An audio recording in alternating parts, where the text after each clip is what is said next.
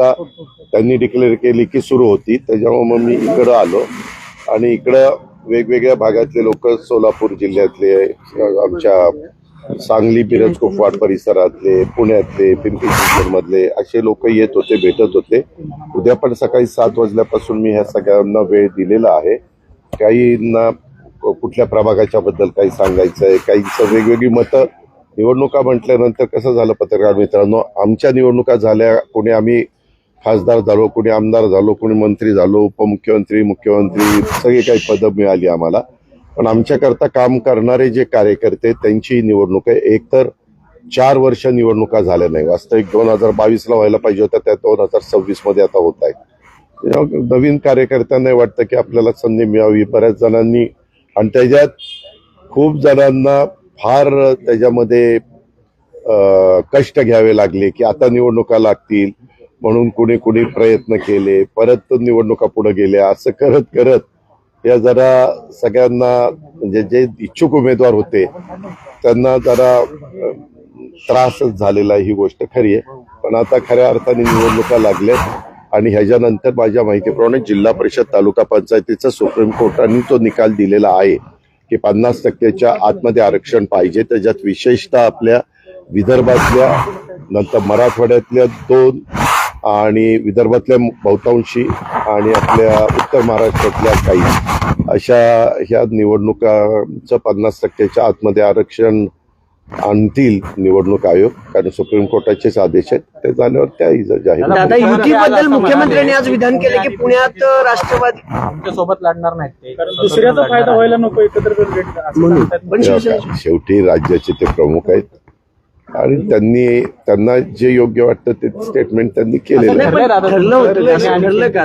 त्याच्यामध्ये त्यांनी जे काही मला त्यांनी काय सांगितलं ते माहिती नाही, परंतु त्यांनी सांगितलं याचा अर्थ चर्चा होऊनच झालेला असेल म्हणूनच ते बोलले असेल. अरे बाबा, इथला कार्यक्रम संपल्या मी टीव्ही पण बघितला नाही किंवा काही मला माहित नाही.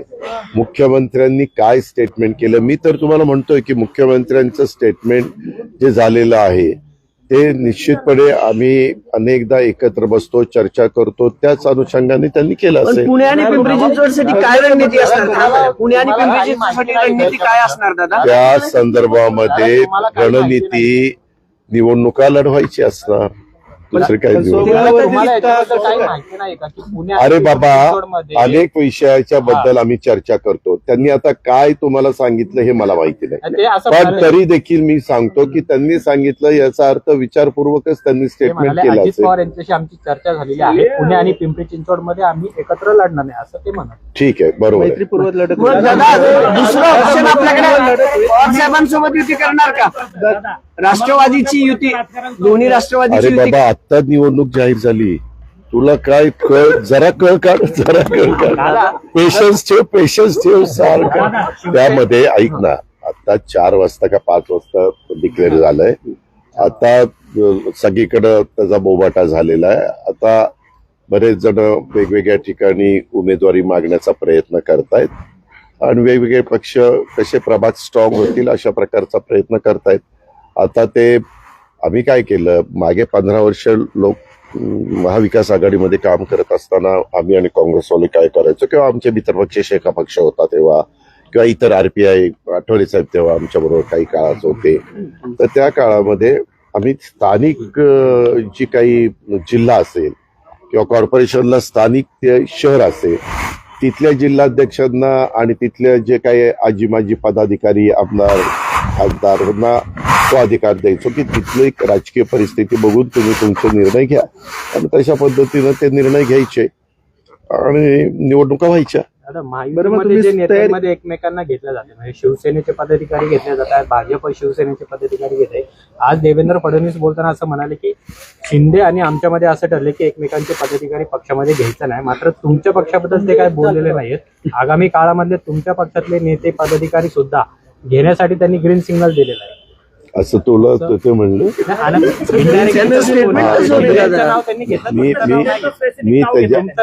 मी त्याच्यामध्ये त्यांच्याशी बोलीन की बाबा असं पत्रकार मित्र विचारत होते, कारण माझं त्यांचं बोलणं काल आम्ही दोघं जण नागपूरहून येताना त्याच्या संदर्भामध्ये काही बोलणं झालेलं आहे, परंतु त्यांनी काय बोलावं तुमच्या समोर हा त्यांचा सर्वस्वी अधिकार आहे. पण तुम्ही आता हे मला प्रश्नच विचारताय, तर त्याच्याबद्दल पत्रकार मित्रांनी पुण्याच्या अशा प्रकारचा प्रश्न विचारला तर तुम्ही शिंदे साहेबांचं नाव घेतलं आणि माझं नाव घेतलं नाही. त्याच्यामुळं त्यांना एक बातमी त्याच्यातनं होऊ शकते किंवा तुमच्या कुणाच्या सूत्रांच्या माहितीनुसार अरे पण ते तसं बोलले, परंतु तुम्ही त्याचा अर्थ मराठी भाषेचा कसा अर्थ काढावा तसा काढता येतो. माहितीमध्ये प्रमुख पक्ष शिंदेचं नाव घेतलं, तुमचं घेतलं नाही, त्याच्यामुळे ठीक आहे मी विचारतो ना बाबा, विचारून सांगतो ना. शिवसेना असणार तुम्ही कोणाशी इतर पक्षांची युती घेणार आहात का? अजून मी ठरवलेलं नाहीये, योग्य वेळी योग्य निर्णय घेत. दादा ही लढत ठीक आहे, उमेदवारी अर्ज भरायच्या आधीपर्यंत. दादा ही लढत मैत्रीपूर्ण होणार आहे का? दादा ही लढत मैत्रीपूर्ण होणार आहे का? चिंचवडचं राजकारण फार चांगलं कळतं. कोणाला? मुख्यमंत्री म्हणाले मला आणि अजित पवारांना पिंपरी चिंचवडचं राजकारण फार चांगलं कळतं, दुसऱ्यांचा फायदा होऊ नये म्हणून आम्हाला वेगळं लढायचं. ठीक आहे, मुख्यमंत्र्यांनी सांगितलं ना, मुख्यमंत्र्यांनी विचारपूर्वकच उत्तर दिलेलं आहे. तुमच्यामध्ये मैत्रीपूर्ण लढत त्यामध्ये तुम्हालाही माहिती आहे की 25 वर्षात ती महानगरपालिका मी सांभाळलेली. तुम्ही अनेक तुम्ही पत्रकार पण नव्हता, तुम्ही विद्यार्थी होता आणि त्याच्यातनं त्यावेळेस त्या शहराचा कसा सर्वांगीण विकास केला हे आपण सगळ्यांनी बघितलेलं आहे. परंतु दुर्दैवाने माझ्यातलेच बरेच जण 2017ला बाजूला गेले आणि त्यामुळं तिथं भाजपच महानगरपालिका आलेली आपण पाहिली. दादा आम्ही नव्हतो पत्रकारित आहेत, पण तुमचं काम आम्ही बघत होतो. म्हणजे अनेकदा पिंपरी चिंचवडमध्ये तुमचं नाव घेतलं जायचं. आता पिंपरी चिंचवडचे कार्यकर्ते म्हणतात की दोन्ही राष्ट्रवादी एकत्र लढू. आता तुम्ही त्यांना नाही सांगणार. कुणाला सांगा? पिंपरी चिंचवडचे त्यांचे कार्यकर्ते म्हणतात की आम्ही दोघं एकत्र लढू. अरे मी मगाशी काय तुम्हाला सांगितलं की आम्ही महाविकास आघाडीमध्ये साधारण त्या जिल्ह्यावर अधिकार द्यायचो. आता जिल्ह्यात कोण कोण काय काय ठरवतंय ते माझ्याकडे माहिती येईलच ना. दादा आज दिल्लीत काँग्रेसचा मोर्चा निघाला होता वोट चोरीच्या विरोधात. त्या मोर्चामध्ये मोदी तेरी कबर खोदेगी, आज नाही तो कल खोदेगी, अशा प्रकारच्या घोषणा देण्यात आल्या. ते सांगू का, स्वर्गीय यशवंतराव चव्हाण साहेबांनी तुम्हाला मला जो सुसंस्कृतपणा शिकवला आणि राजकारणामध्ये सत्ताधारी विरोधक हे चालत असतं, परंतु पातळी कुठली ठेवायची असते ह्याचं भान सर्वच राजकीय पक्षांनी ठेवलं पाहिजे. वास्तविक आज देशाचे ते पंतप्रधान आहेत. देशाच्या पंतप्रधानांच्या बद्दल अशा प्रकारचे अतिशय ही विकृतीच म्हणावी लागेल, विकृत भाषा वापरायची, विकृतपणा दाखवायचा हे काही बरोबर नाहीये. ही आपल्या भारताची संस्कृती नाही, ही आपल्या भारताची परंपरा नाहीये. हे जे वास्तविक त्यांनी हे जे कोणी वक्तव्य केलं त्याच्याबद्दल ताबडतोब त्या पक्षाच्या लोकांनी सांगितलं पाहिजे, त्याच्याबद्दल माफी मागितली पाहिजे, दिलगिरी व्यक्त केली पाहिजे. आणि अशा वक्तव्याशी आम्ही अजिबात सहमत नाहीये. शेवटी ते देशाच्या 140 कोटी जनतेचे पंतप्रधान आहेत, त्यांचा आदर आपण सगळ्यांनी दादा केला. दोन्ही ठाकरे एकत्र जर आले महापालिकेत अनेक ठिकाणी मुंबई असेल पुणे असेल दोन्ही ठाकरे बंधू एकत्र आल्यानंतर महायुतीला तोटा होईल असं बोललं जाते. तुम्हाला वाटतं असेसमेंट काय तुमचं? महायुतीला तोटा होईल असं बोललं जाते जर दोन्ही ठाकरे नुकसान होईल. नाही, कोणी एकत्र आलं आणि कोणी विभक्त राहिलं तरी शेवटी जनतेच्या मनात जे असतं ते घडत असतं. जनता जनार्दन हे सर्वस्व आहे, ते ठरवतात कुणाचं बटन दाबायचं आणि कुणाला निवडून आणायचं. काय होतं, मी अलीकडे एक बघितलं की निवडून एखादा पक्ष आला आणि त्यांना योग्य वाटलं तर ते म्हणतात की हे चांगलंय, काय तुमचं ईव्हीएम चांगलंय. अरे काय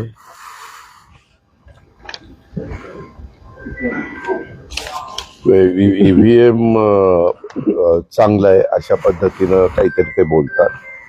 आणि जर नाही म्हटलं तर पराभूत झाले की म्हणायचं ईव्हीएम वर दोष ढकलायचा, हे पण बरोबर नाही. कारण तुम्ही बघा ना, महायुतीला आम्हाला लोकसभेला 31 जागा आमच्या पराभूत झाल्या, अवघ्या 17 जागा आल्या. त्यावेळेस त्यांना सगळ्यांना ईव्हीएम चांगलं वाटलं. आम्ही ईव्हीएम बद्दल काही बोललो नाही, कारण तो जनतेने दिलेला कौल होता. परंतु तोच लाडक्या बहिणींच्या निर्णयामुळं आणि शेतकऱ्यांच्या निर्णयामुळं बदल झाला 5 महिन्यांनी, की लगेच ईव्हीएमला दोष द्यायला सुरुवात केली. पण एक गोष्ट मी मान्य करीन, काही काही ठिकाणी दुबार नावं, तिबार नावं किंवा एका मतदारसंघातली नावं दुसऱ्या भागात, अशा गोष्टी झाल्या आणि त्याचा अनुभव सगळ्यांनीच घेतला. म्हणजे याच्याबद्दल मी रवींद्र चव्हाण साहेबांचं पण स्टेटमेंट ऐकलं. माझ्याकडे पण बऱ्याच तक्रारी आल्या. मी पण माझ्याकडे तक्रार आल्यानंतर त्या जिल्ह्यातल्या जिल्हाधिकाऱ्यांना सांगायचो की तपासून घ्या, किंवा माझ्याकडे पण काही असे पुरावे दाखवले गेले. फोटो तोच, पण 3 ठिकाणी 3 नावं, उगीच किरकोळ असा बदल, अशाही पद्धतीनं झाल्या. आमचं म्हणणं की असं ज्यावेळेस होतं त्यावेळेस याद्या बनवणाऱ्या अधिकाऱ्यांनी आणि निवडणूक आयोगाने त्या पूर्णपणे पारदर्शक कशा राहतील, त्याच्यामध्ये कधी कधी समजा एखादा एरिया मला मतदान करणारा नसेल तर तो अख्खाच्या अख्खा उचलतात आणि शेजारी देतात टाकून, आणि तेवढी नावं कमी करतात. आणि मग ज्यावेळेस वोटिंगच्या वेळेस तो मतदार जातो त्याच वेळेस त्याला कळतं अरे माझं नाव नाही, मग कोणतरी सांगतं अरे तुझं नाव पलीकडे आहे. असा पण होता कामा नये. लोकशाही पद्धतीनं संविधानाने जो अधिकार आपल्याला दिला त्या पद्धतीनं निवडणुका व्हाव्यात, हे माझंही स्पष्ट मत आहे. दादा, महसूलबाबत एक प्रश्न आहे. मध्ये मैत्रीपूर्ण लढत होणार आहे का भाजप आणि कुठे? तुमच्या? पुणे आणि पिंपरी चिंचवडमध्ये. अरे त्याच्या संदर्भात तूच म्हणतो की मुख्यमंत्र्यांनी असं मी पण उत्तर दिलं. म्हटलं, ते म्हटलं आता की मग मैत्री- मुख्यमंत्री आज सर्व आहेत भारतीय जनता पक्षाचे, त्याच्यावर त्यांनी सांगितल्यावर तसंच होणार ना. तुम्ही राष्ट्रीय अध्यक्ष आहेत तुमच्या पक्षाचे, म्हणून तुम्हाला त्या संदर्भात मुख्यमंत्र्यांनी सांगितलेलं तेच फायनल असेल. त्या संदर्भात मी यावेळेस काही करून पिंपरी चिंचवड महानगरपालिका राष्ट्रवादी काँग्रेस पक्षाची आणण्याच्या करता मी माझं सर्वस्व पणाला लावलं. दादा, त्यांच्यावर विश्वास आहे. हा? या अधिवेशनामध्ये एक पास झालेले आहे, ज्यामध्ये स्टॅम्प ड्युटीचे काही तक्रारी असतील ते उच्च न्यायालयात केले जायचे, आता महसूल मंत्र्याकडे केले जातात. मग या सगळ्या निर्णयाकडे असं पाहिलं जाते की ज्या मीडिया केसमध्ये आहे ते पार्थ पवारला वाचवलं जाते, असं सामाजिक कार्यकर्ते यांच्याकडनं बोललं जातं. का कुणी काय बोलावं हा प्रत्येकाला बोलण्याचा अधिकार आहे. परंतु आम्हाला अनेकदा तक्रारी आलेल्या होत्या की एखाद्या जमिनीची नोंदणी करत असताना त्याच्यावर जेवढं काही स्टॅम्प ड्युटी भरायला पाहिजे तेवढी भरली जात नाही, आणि मग ते पार डायरेक्ट जातं कोर्टाकडं. वास्तविक सहकारामध्ये जसं एखादी गोष्ट त्या खात्याच्या वरिष्ठ अधिकाऱ्यांनी वेगळी काही केली तर त्याच्याबद्दल मंत्र्यांना हेरिंग घेण्याचा अधिकार असतो, तो अधिकार ठेवला. आणि त्याच्यानंतर त्यांनी कुठलाही निर्णय दिला तर महसूल मंत्र्यांच्या निर्णयाच्या विरोधात तुम्हाला हायकोर्टामध्ये जाण्याचा अधिकार आहेच. तो अधिकार कुणी काढून घेऊ शकत नाही. पण आज दादा, अनेक आंबेडकर अधिकाऱ्यांनी टोळीचा आंदोलन मोर्चा केलेलं आहे. त्या बंद विरोधामध्ये अनेक महसूल अधिकारी आहेत, कर्मचारी आहेत, त्यांनी आज आंदोलन केलं काय या निर्णयाच्या विरोधामध्ये. काय कारण आहे? अरे काय कारण आहे? नाही, अधिकार निलंबित केले तहसीलदारांनी, नायब तहसीलदारांना अरे त्यांच्या बाबा तू ना विरोधात वेगळं सांगतो, मनमाई कारवाई त्यांचं जे त्याच्यामध्ये तू वेगळं सांगतोय, हे वेगळं सांगतायत. जो निर्णय आपल्या विधिमंडळाने घेतला, दोन्ही सभागृहांनी घेतला, त्याच्यात ते बिल पास झालंय. मध्ये काहीतरी अधिवेशनाच्या काळामध्ये काही अधिकारी यांना सस्पेंड केलं असं काहीतरी चंद्रशेखर बावनकुळे साहेबांनी जाहीर केलं. त्याच्याबद्दल ते सगळी माहिती घेतील. त्याच्यात जर घेतलेला निर्णय हा चुकीचा ठरलेला असेल तर ते मागे घेतील, आणि त्या निर्णयामध्ये तथ्य असेल तर ते पुढची कारवाई करतील. विनोद चव्हाण असं म्हणाले की 19 तारखेला मराठी पंतप्रधान बसेल. मला मी काही ज्योतिषी नाहीये. अरे मी काम केलंय म्हणून काय सगळंच तू याच्याबरोबर काम केलं म्हणजे हे सगळं तुला यांचं माहिती आहे. अरे मला काय माहितीये त्यांनी कशामुळं हे स्टेटमेंट केलं, त्याला ते अर्थहीन स्टेटमेंट आहे असं माझं स्वतःचं मत आहे. दादा, खंडवा जमीन गैरव्यवहार प्रकरणी दिग्विजय पाटलांची पिंपरी चिंचवड पोलिसांनी 9 तास चौकशी केली. ज्या वेळेस एखाद्या बद्दलचा निर्णय पोलीस घेतात चौकशी करण्याचा, तो चौकशी करण्याचा त्यांचा अधिकारच आहे. त्यावेळेस त्यांनी चौकशी करायची असते, ज्यांची चौकशी करायची असते त्यांनी सगळी म्हणजे पूर्णपणे त्यांना चौकशी करायला सहकार्य करायचं. दादा अंधेकरांचं काय ठरलंय का? ते कोर्टात त्यांनी पंधराच्या याचिका केली होती की जागेवरती कोण आम्हाला असेल निवडणूक लढवायची आहे. म्हणजे अंधेकर परिवारातलं कुणीही दोघं कोर्टाने परवानगी दिली, आता ते राष्ट्रवादीकडून लढणार असं कळतंय. तुम्ही काही पत्नी अरे वेळ तुम्ही ना सगळं तुम्हीच ठरवता, तुम्हीच प्रश्न उपस्थित करता, तुम्हीच त्याचं उत्तर देता. असं ठरलंय. आता मलाच माहित नाही काय ठरलंय ते तुला कळतंय. आता काय बोलायचं. पंधराच्या जागेवरती शहराध्यक्षांनी स्टेटमेंट केले. मला त्याच्याबद्दल आज कुणीही काही ही चर्चा आमची कुणाची झालेली नाहीये. उद्याच्याला मी अनेक बाबींच्यावर चर्चा करणार आहे. मी वेगवेगळे प्रभाग, आपले काहीतरी 61 प्रभाग आहेत, 65 नगरसेवक 41 165 नगरसेवक, 41 प्रभाग, राईट. एक प्रभाग 5 आहे, 40 प्रभाग 4 आहेत, असे 165.